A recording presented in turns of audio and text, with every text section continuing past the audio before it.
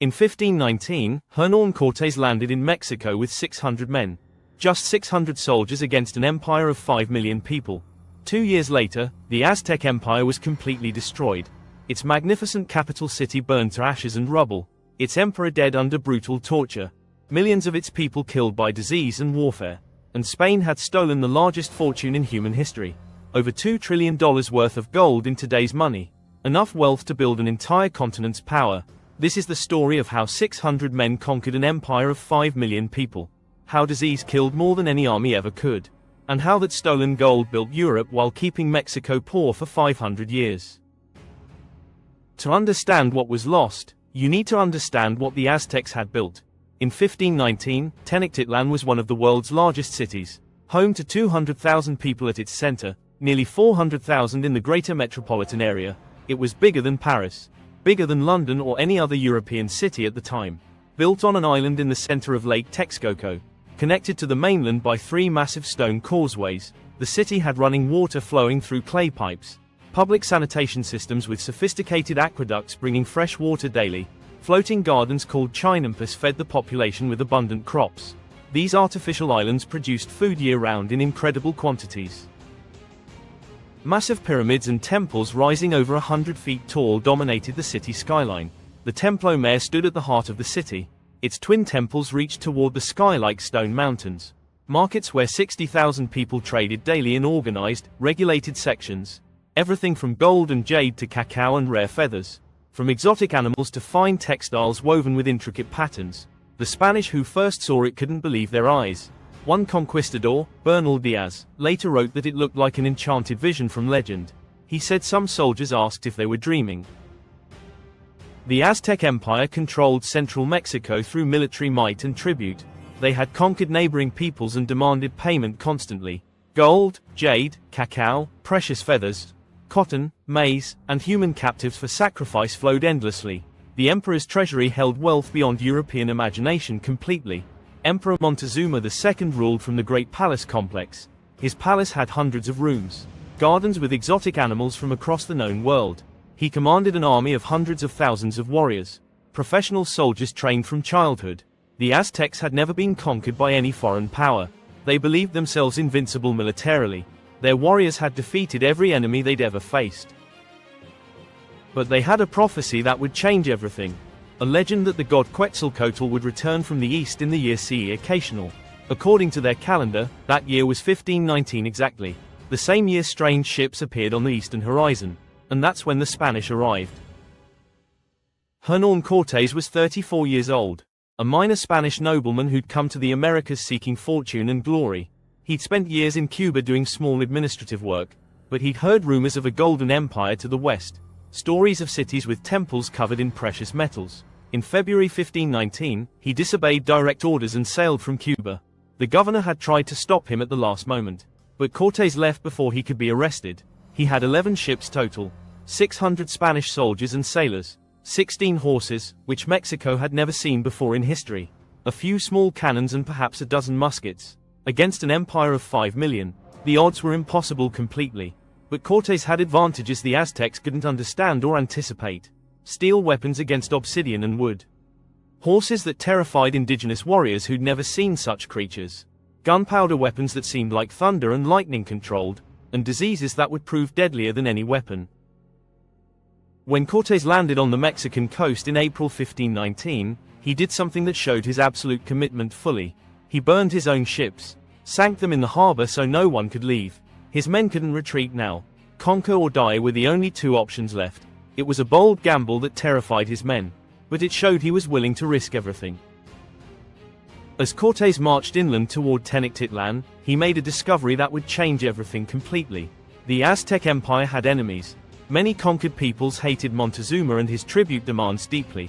They resented the constant payments of gold and human sacrifices. The Tlaxcalans had resisted Aztec rule for years through warfare.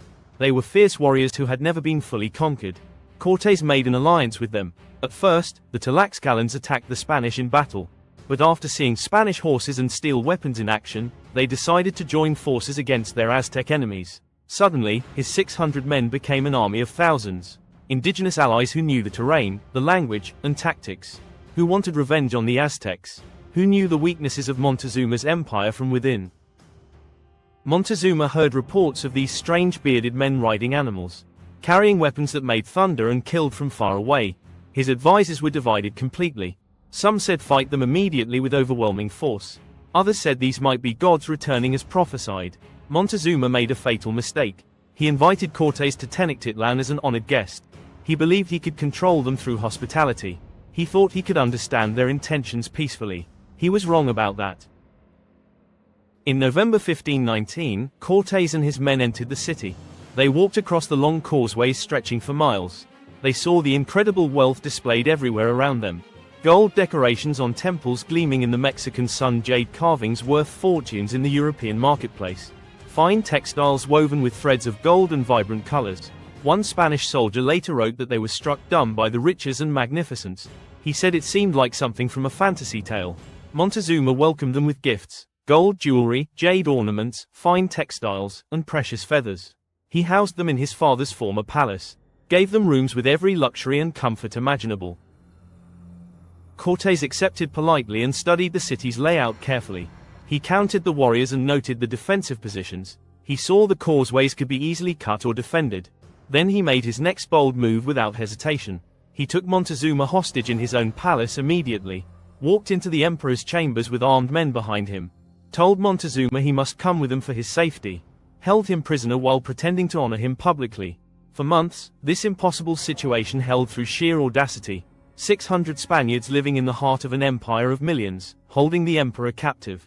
Montezuma was forced to appear before his people regularly, to tell them everything was fine and under control, to assure them the Spanish were guests, not conquerors.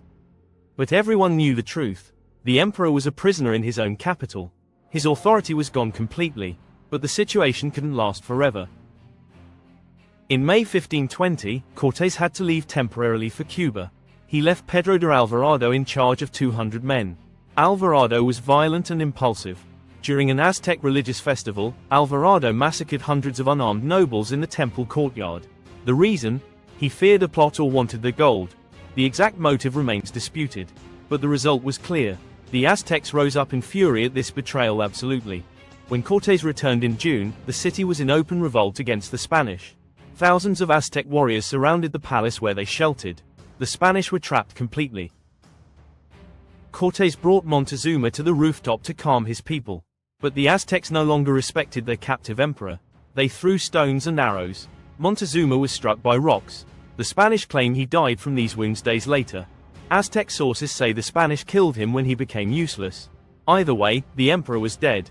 On the night of June 30, 1520, the Spanish attempted to escape the city.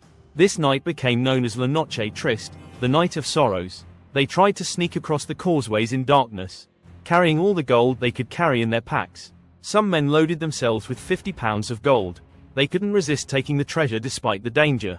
But the Aztecs discovered them while crossing the western causeway. The alarm was raised immediately. War drums thundered across the lake from temple pyramids. Thousands of Aztec warriors in canoes attacked from the water. They paddled alongside the causeways raining arrows and spears down.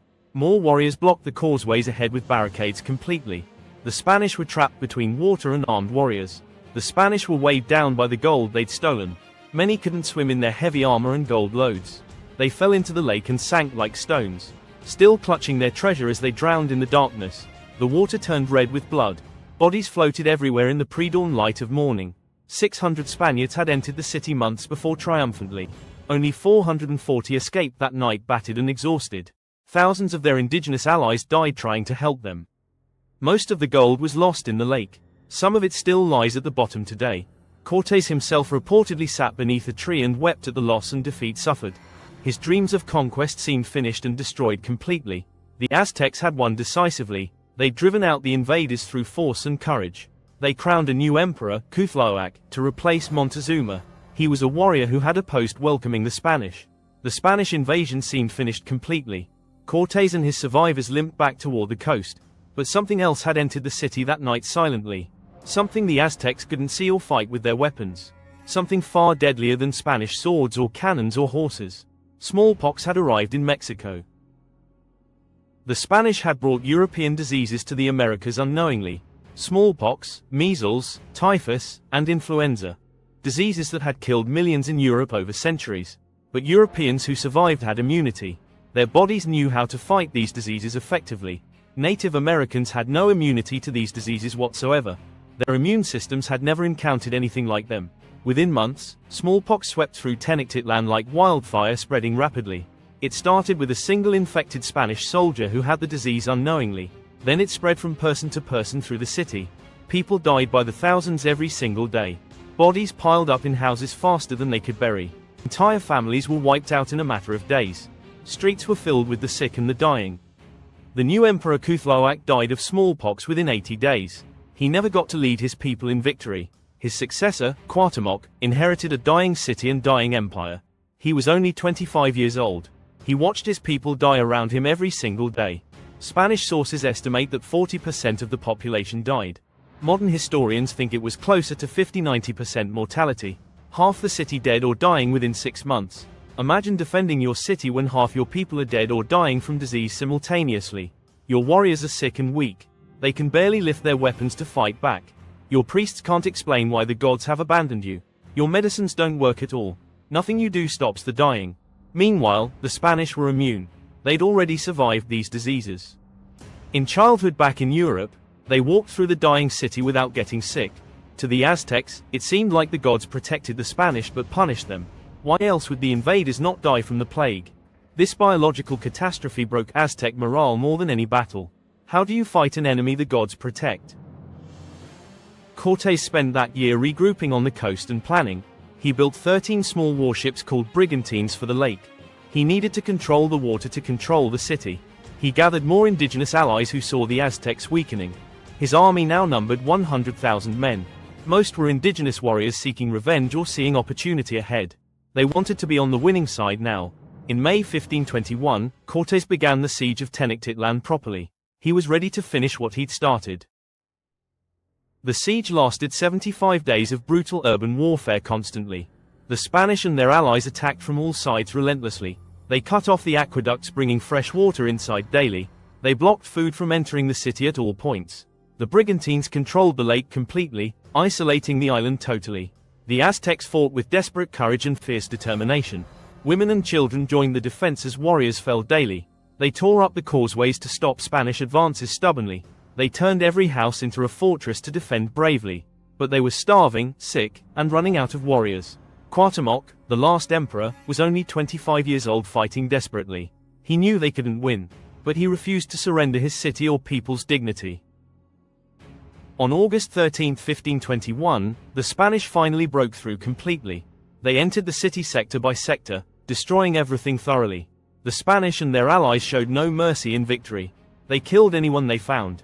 Tens of thousands of civilians died in the final assault. They looted every temple and palace. They tore apart houses looking for hidden gold and treasure. The great city burned completely. Bodies floated in the canals. The smell of death was so strong the Spanish had to retreat temporarily to breathe. Cuauhtemoc was captured trying to escape by canoe desperately and bravely. He was brought before Cortés. According to legend, he pointed to Cortés's dagger and said, "I have done everything to defend my city and people. Since fortune has not favored me, take that dagger and kill me with it right now." Cortés didn't kill him immediately then. He kept him alive to reveal where more gold was. The Spanish had won the greatest prize in history potentially. But there was a problem. The gold they found wasn't enough to satisfy their expectations. They'd seen the wealth before. Where had it all gone? Much of it had been lost during La Noche Triste, drowned in the lake with fleeing soldiers still clutching it. But the Spanish were convinced more was hidden somewhere secretly. They tortured Cuauhtemoc to reveal the location of hidden treasure. They burned his feet slowly. They tortured other nobles alongside him. Cuauhtemoc endured it without revealing anything or begging for mercy. When a fellow noble cried out in pain beside him, Cuauhtemoc reportedly said, "Am I lying on a bed of roses?" He never told him anything. Either there was no more gold or he died protecting it. Eventually, Cortés stopped the torture.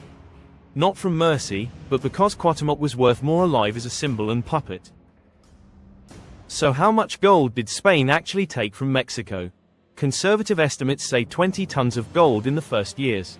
But that's just what was officially recorded and registered properly. Much more was smuggled back to avoid the king's tax.